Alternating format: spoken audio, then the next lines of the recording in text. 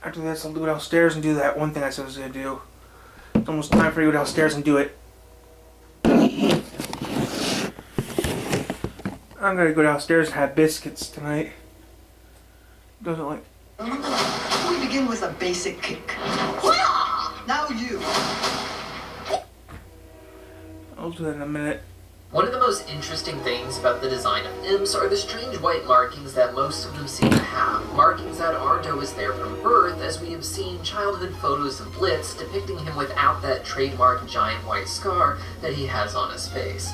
So I thought now would be a good time to talk about how Blitz might have gotten that scar and how it fits in with the timeline for the rest of his life, which is constantly changing and shifting with every episode release, and as we look back at the old episodes and learn new things.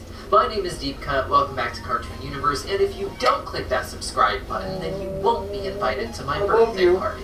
Now, when the show first started, we had no reason to believe that the white spots on imps are anything other than birthmarks, similar to the dark spots humans can have in real life, which made sense considering that a lot of them look like freckles, for instance, such as we saw on Moxie. In episode 4 of Hell of a Boss, however, we saw a poster hanging on the IMP office wall that showed Blitz back during his days performing in a circus with his twin sister, Barbie Wire, and in that poster he was missing his trademark white spot. Some casual viewers may want to think of this as a simple animation error, but this poster was actually an updated version from the pilot, which included an additional sibling known as Tilla, and Blitz having his scar, so removing it had to be intentional. Additionally, episode 7 gave us some childhood photos of Blitz that confirmed he did not have this white spot on his face before, so how did it develop later in life? One fan on Twitter suggested that Imp's white spots can be the result of scarring from an injury, with VivziePop liking the tweet seeming to confirm this.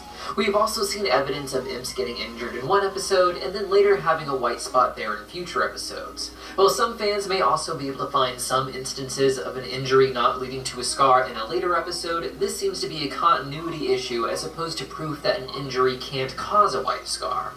For the more aesthetic scars that wouldn't occur from a random injury, such as heart-shaped marks and the like, it is reasonable to assume that these were done as sort of a tattoo, but instead of using ink, the imp would simply cut the desired shape into their body and let it heal to become a white marking.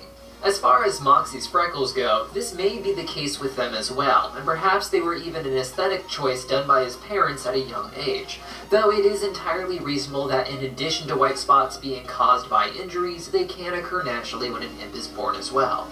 When it comes to Blitz's giant white spot, it is so big and seems to appear so late in his life that it being caused by some injury is the most realistic answer, so let's take a look at his history to find out precisely when it may have happened. The earliest look we get into Blitz's life is through his childhood photos that we only recently saw on his phone in episode 7. Photos that thankfully were uploaded to Twitter by the original artist so we can see them more clearly. It was through these photos that we learned that Tilla, who was previously known to be one of the Imp's siblings back in the pilot, seems to have been reimagined to be Blitz and Barbie Wire's mother. A lot of little details, even outside of this poster, changed between the pilot and the main series, which is extremely common in TV.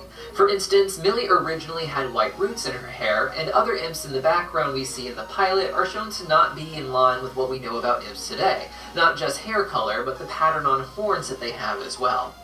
In this photo, Blitz and his twin sister are holding up a card that seems to include the word mama being misspelled, something extremely common for Blitz that is well known to anyone who follows him on Instagram, where we can see he struggles with spelling even the simplest of words, something he likely had even more trouble with as a child. Blitz, his sister, and his mother all seem to have the same marking on their forehead here that is shaped vaguely like a demonic heart.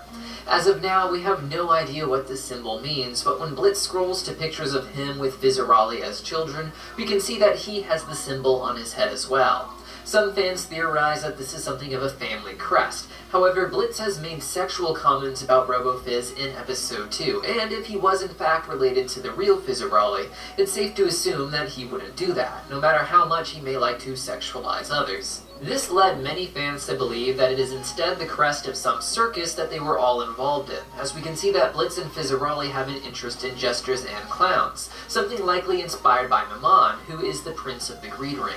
While we haven't seen him in person yet, we have seen his signature on a document that included a doodle of a jester at the end, and on Hell's currency we can see an evil-looking jester printed in the center, which seems pretty obvious to be Maman, since he is the Prince of Greed. Additionally, Blitz and Fizzarolli seem to be wearing t-shirts with Maman's name and references to him on them, indicating they really did see him as something to aspire to be like.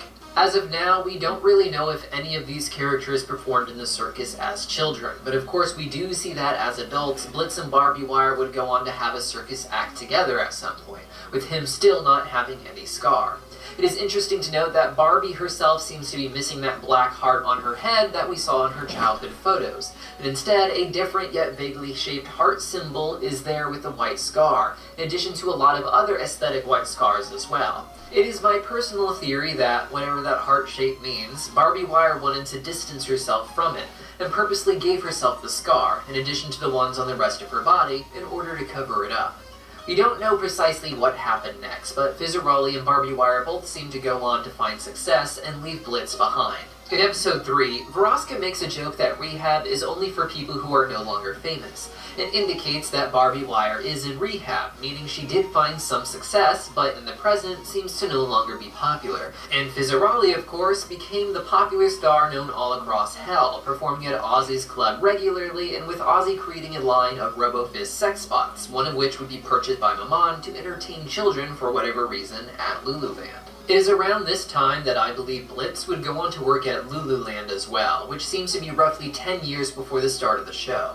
We know that he was working there when Octavia would visit as a kid, and Octavia is currently a teenager, with the Instagram showing that she recently celebrated her 17th birthday. The Instagram is not 100% canon, and there are some claims that royal demons are long-living but not immortal, and perhaps having a slower growth rate because of